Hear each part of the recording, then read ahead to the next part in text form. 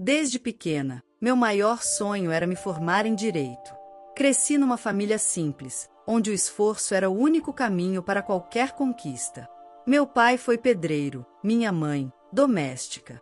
Ambos se desdobravam para nos manter, e desde cedo aprendi que, se quisesse algo da vida, teria que correr atrás. Quando conheci Luan, aos 19 anos, eu estava no início da faculdade.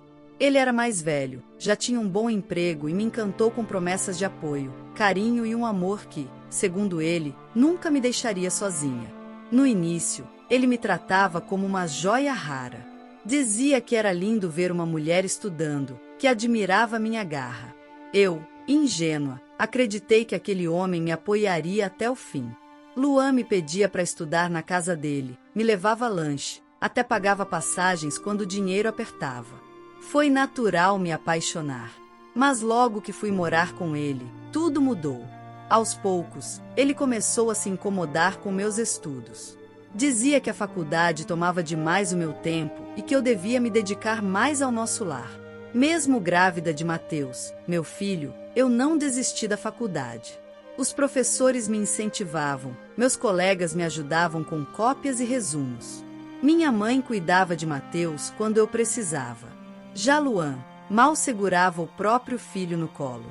Começou a implicar com minhas roupas, meus colegas de turma, e dizia coisas cruéis como: "Tá achando que vai virar doutora para pisar em mim depois?" Eu chorava escondida, mas me recusava a desistir. Só faltava um ano para eu concluir tudo. E eu já tinha vencido tantos obstáculos. No último semestre, comecei a fazer estágio no fórum da cidade. Me dedicava ao máximo e os juízes elogiavam minha postura.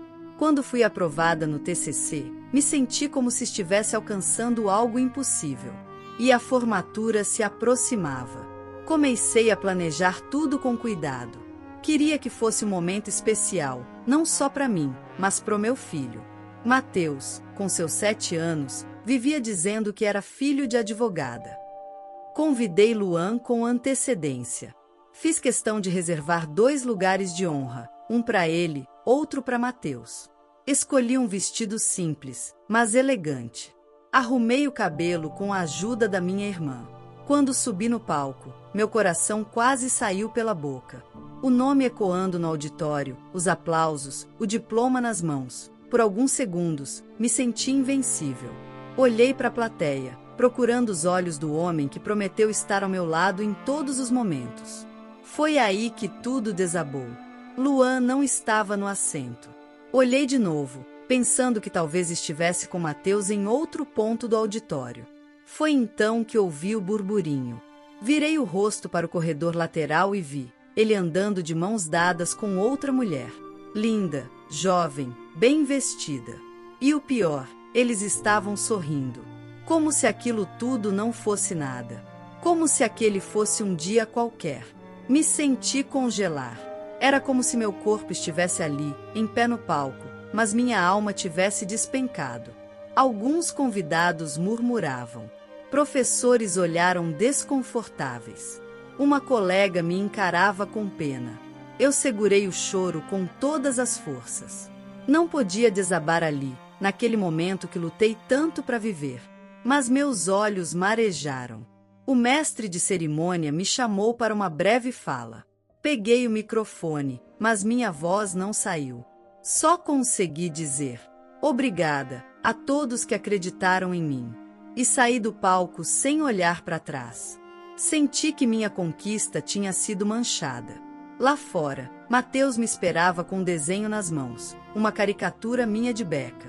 "Você é minha heroína, mamãe", ele disse, com um sorriso largo. Aquilo me desmontou. Abracei ele forte e prometi: nunca mais ninguém vai roubar meu momento. Nunca mais. Naquela noite, Luan não voltou para casa.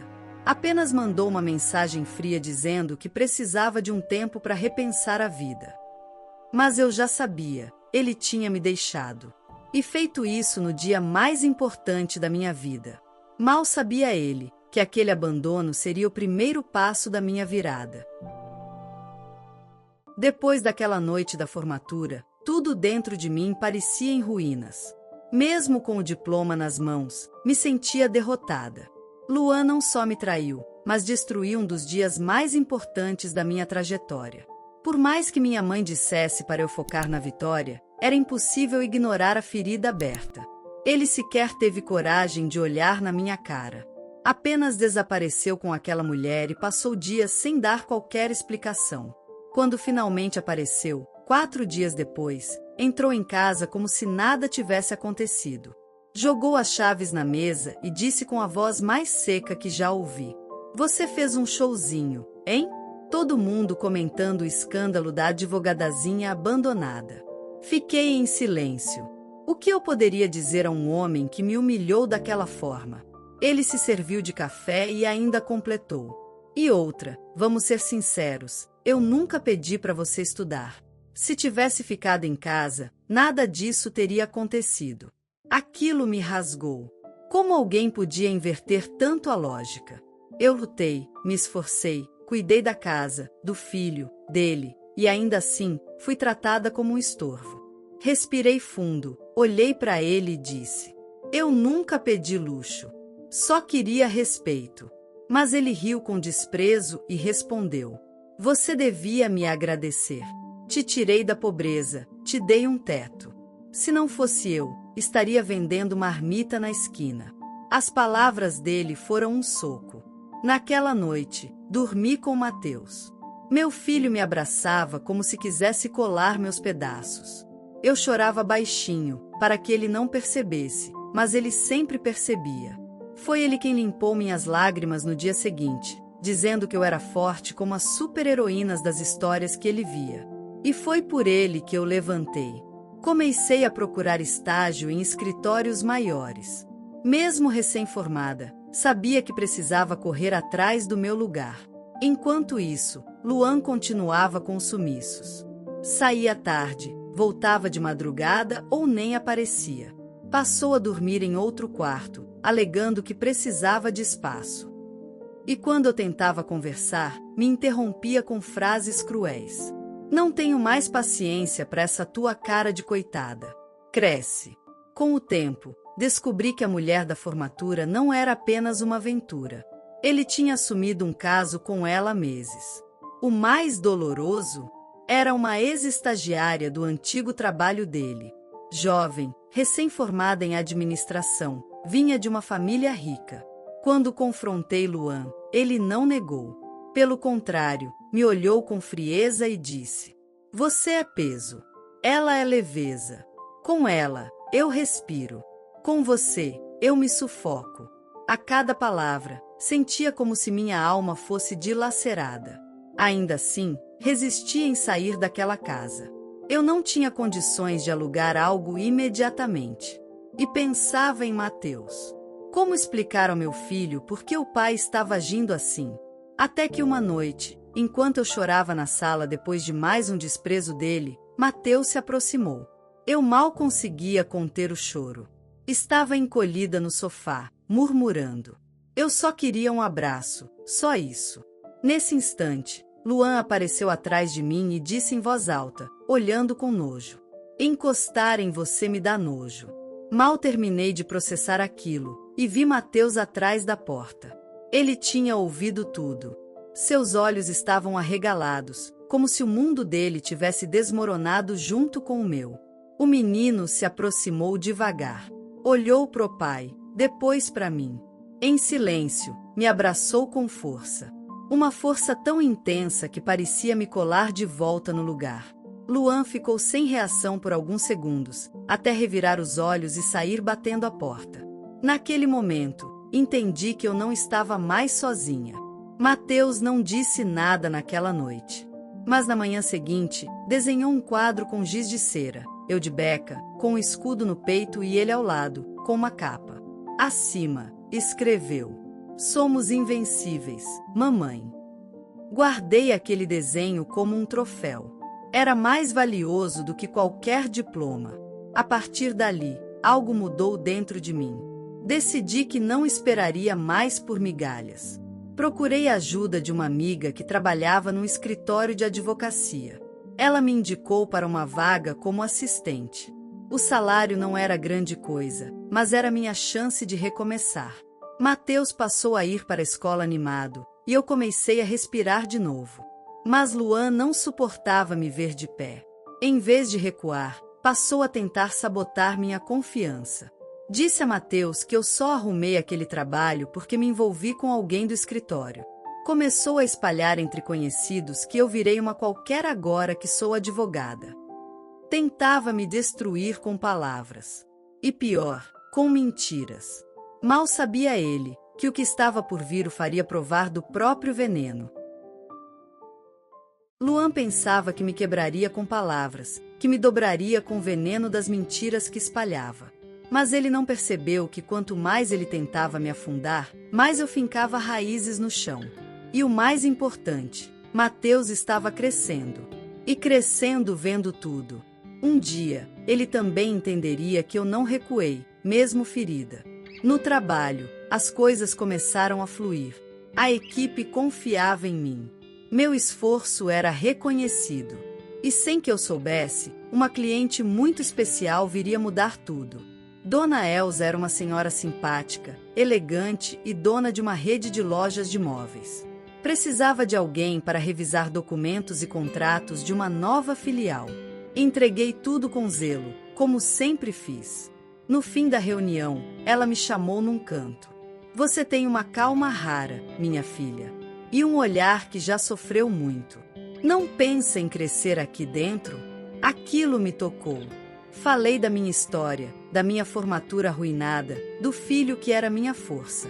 Sem citar nomes, contei que meu casamento havia se tornado um campo de guerra silenciosa. Ela apenas me ouviu. E no dia seguinte, retornou com uma proposta. Tenho uma sala vazia num prédio que é meu. Se quiser abrir algo seu, posso te ajudar a começar. Meu coração quase parou. Era o que eu sempre sonhei, um espaço próprio, onde eu pudesse atender, orientar e crescer. Com o apoio da Dona Elza, montei meu pequeno escritório em 2 meses. No começo, levei poucos clientes. Fiz tudo sozinha, o site, os cartões, a arrumação do espaço. E no dia da inauguração, Mateus cortou a fitinha vermelha comigo. Eu tremia, mas pela primeira vez, era de emoção boa. Luan! Ele não sabia de nada ainda. Quando descobriu por terceiros, veio até a porta do meu escritório como um furacão. Entrou sem avisar, com o rosto vermelho de raiva e gritando. Quem você pensa que é? Tá querendo se aparecer? Virou mulherzinha de negócios agora? A recepcionista ficou em choque. Levantei devagar, fui até ele e disse com firmeza. Sai da minha sala, Luan. Aqui, você não grita. Aqui, você não manda. Ele riu alto, debochado. Você só tá onde tá por pena de velha rica. Vai cair, igual todas essas fêmeas que se acham. Mas mal sabia ele que aquela velha rica estava ouvindo tudo da sala ao lado. Dona Elza entrou com a postura ereta e voz firme. E é por ouvir isso que sei que fiz a escolha certa ao investir nela. A única coisa que vai cair aqui, meu senhor, é sua máscara. Luan saiu transtornado, ameaçando expor coisas do passado. Mas o que ele não esperava era que o passado dele estava prestes a bater na porta. 2 semanas depois, Mateus veio correndo até mim com o celular nas mãos. Mãe, olha isso! A mulher do papai postou um vídeo.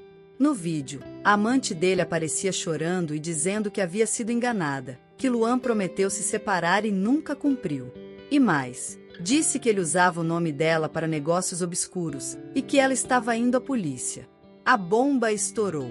Luan não só perdeu o emprego em uma construtora onde ainda fazia consultorias, como passou a ser investigado por fraude fiscal. As redes sociais dele ficaram cheias de comentários. O mesmo homem que zombou da minha força, agora fugia da própria sombra. Tentou entrar em contato comigo várias vezes. Ignorei todas. Mas o destino ainda guardava uma última cena. Fui convidada para dar uma palestra numa universidade. O tema era superação e empreendedorismo feminino no direito. Me preparei com carinho, pensando em quantas meninas ali precisariam ouvir que é possível recomeçar. Quando subi no palco, tremi de leve. A plateia estava cheia. E ali, na terceira fileira, vi ele, Luan, sentado, sozinho, de cabeça baixa. Meu coração acelerou, mas mantive a firmeza. Contei minha história com respeito, sem nomes. Falei da mulher que fui, da que me tornei. Ao final, fui aplaudida de pé. Luan tentou se aproximar, mas Mateus me puxou pela mão. Sussurrou: "Vamos, mãe. A gente já ficou tempo demais nesse passado." E saímos. Mão dada com quem sempre esteve ao meu lado. O homem que um dia me deixou sozinha no palco, agora assistia em silêncio minha verdadeira vitória. Porque, no fim, ele teve que aplaudir em pé a mulher que tentou destruir. A história de hoje chegou ao fim. E se você quiser mudar a sua história através de deliciosos brigadeiros gourmets, os tornando sua fonte de renda extra, ou até mesmo principal, adquira agora seu livro digital, que chegará no seu e-mail com mais de 80 receitas de brigadeiros por um preço ridiculamente barato. Você ainda ganha bônus sensacionais como planilha mágica de precificação, receitas bônus de outros doces e muito mais. E se não quiser fazer renda com seus brigadeiros, você pode simplesmente deixar seus amigos e familiares apaixonados por essas gostosuras. Clica no link da descrição ou do primeiro comentário desse vídeo e reserve agora seu livro digital. E não se esqueça de comentar qual lição você tirou dessa história.